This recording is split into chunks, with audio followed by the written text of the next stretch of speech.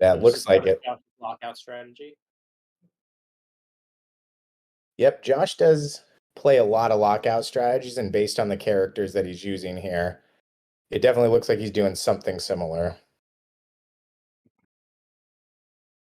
Yeah, Josh is playing an interesting new deck here, trying to use Fairchild. I was talking to Josh a few minutes ago, and he was telling me how he can really put some nasty strings together with this deck. And Fairchild has a 3 intellect attack that allows you to play a different character's special card. So even if he does lose, say, Heroes for Hire, that he can.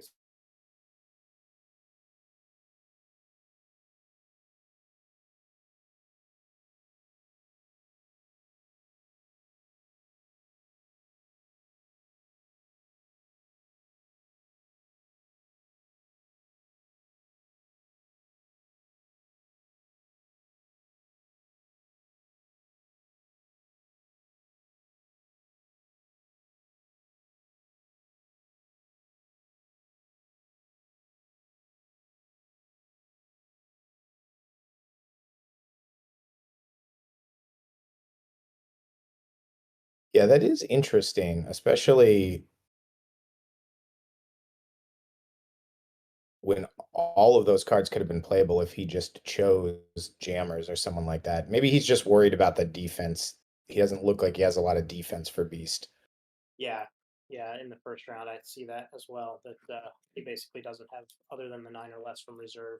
And I guess he would have had the negate from Beast, but he just doesn't seem to have power cards that Beast is going to be able to play. And he also is sitting on a lot of fighting, so he might just be hoping to get out of this quick. Yeah, even with the Josh is in a good position. He's got a JW racked up with the 8. Greg looks like he's still going to go 2. That surprises me. I mean, the cards he has aren't small. Maybe if that team was playable, we don't know what's in his hand. That would certainly swing it in his favor, possibly. Okay, Josh is just going 1. I don't see any duplicates over there, so maybe there's one. Josh may have had one duplicate. I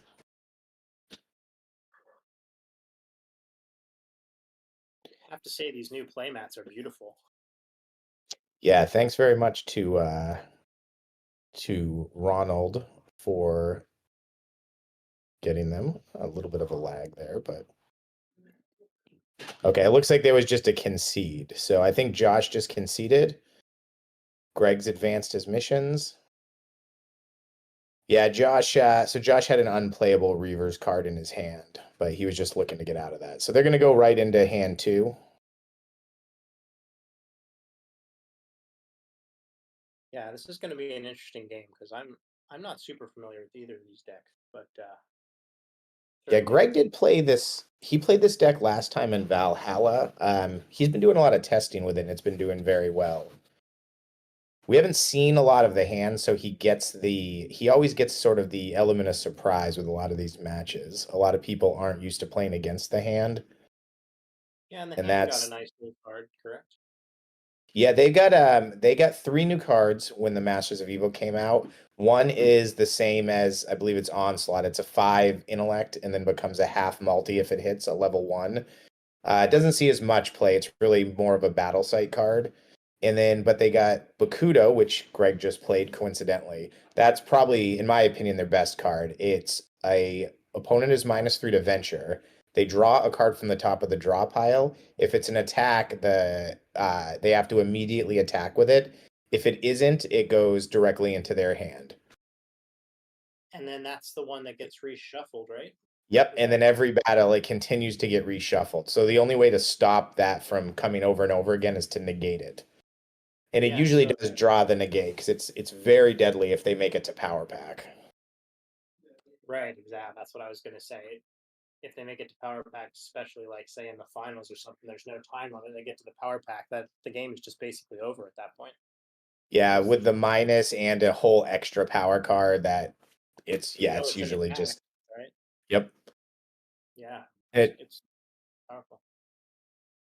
So Greg's definitely loading up some heat here. The Raza, that's Josh definitely doesn't want to see a big Starjammer special and the Bakudo because he's gonna have to ignore the Bakudo most likely. unless he's got, well, he does have the beast placed. So he's got a defense with the beast too. And the third hand card is that's a defensive card, right? Is that No, what avoid? it so it discards a placed power card to a target character so it can be avoided, and then it acts identical to that power card and has to attack a teammate of the person it was placed to. Oh, okay. That's that's Yes. a bit different than I was thinking. Okay. Yeah, it's a big swing if you can get the 8. Yeah, that would be a very good swing. Yeah. All right, it looks like we're finally going to see some action here on the board.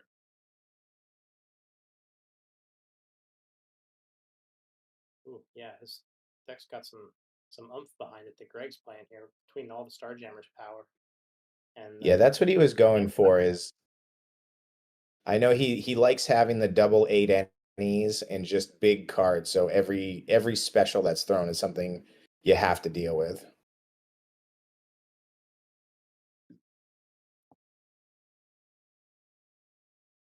did we see what's in Greg's hand? I thought I saw a fortress or something. I thought I did too. I think he does. The Hades Lord of the Underworld. Yeah, and you know what? Because of the wording on that card, I believe that would play different than Fortress of Solitude because Fortress can't be played if you've ventured more than two, but Hades just says move the missions back if you ventured two or less. So I feel like you would have to play the Hades card as opposed to when you could pass with the Fortress. Yeah, they did change that. The fortress is considered an attack because it targets the missions on the other side of the board, so you can't pass with it either. Right. But So that but you wouldn't be able to play it if you had ventured more than two because you correct. can't play Fortress, but you can play Hades even if you ventured more. So if you ventured say three and you were holding Hades, you would have to play it to concede the battle. As opposed, It's still got the limit of 2. it's still got the limit of two. Yeah, it's still limited to 2. It's the same as Fortress. It says if you have bet no more than 2. Then the missions move back, but it doesn't restrict you from playing it. Oh, well, you're saying you could play it to I'm saying you'd be forced to play it. The missions just wouldn't go back. You'd concede, but the missions wouldn't go back. The way it's worded. hmm. I will have to take a look at the Oracle text on that. Yeah, I mean, I guess you could certainly say that you can't play it if you ventured more than two, but that would just be a little different than the wording. But anyway, back to the game here. Yeah. It does look like Greg's getting some heat in on the Looks like Reavers. I guess he decided, yeah. did Josh just throw the JW? Is that what's where we're at? I thought the teamwork just went down from Greg's hand, Maybe. but that JW does seem to be at it. It was kind of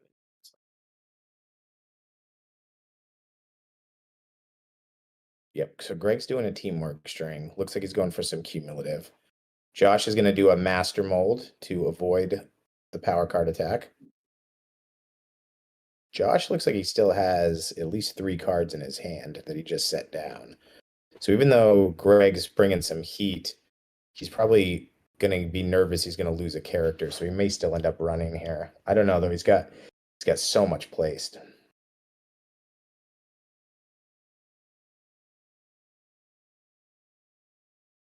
I don't think I've personally seen that particular version of the Any Power teamwork that Josh is playing right there. Do you know which set that came out of, Joe?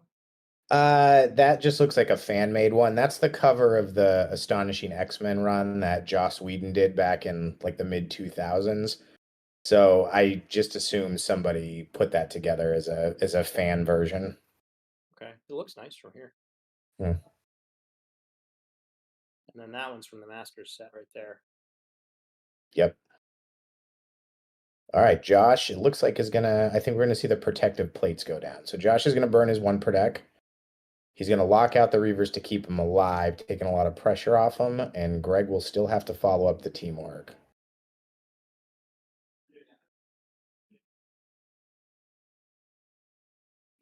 Greg has Is that the new leech placed there, Joe? No, that's Merlin. So he That's the placed the negate. negate.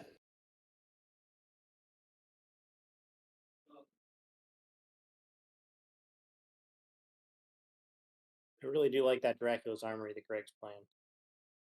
I Yeah, think that that's such a strong base. That's been that in the Spartan training ground, which I have to admit, I was not a big proponent of the training ground. I didn't think anyone was going to play it, but offering the defensive options has just been another move that's opened up characters that were harder to play. yeah, it does make it so you don't have to rely on all those nine or lesses, and you can place a Oh, medium-sized power card and have a lot of defense for a character. hold on. So Wow.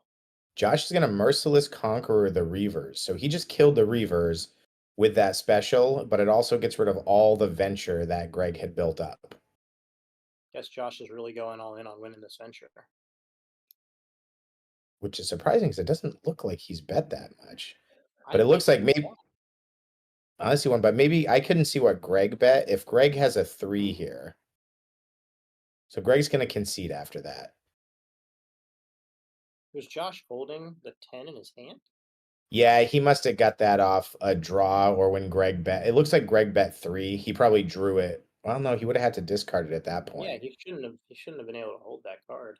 He must have drawn it. I know, like there's no point where he should have been able to keep the 10, right?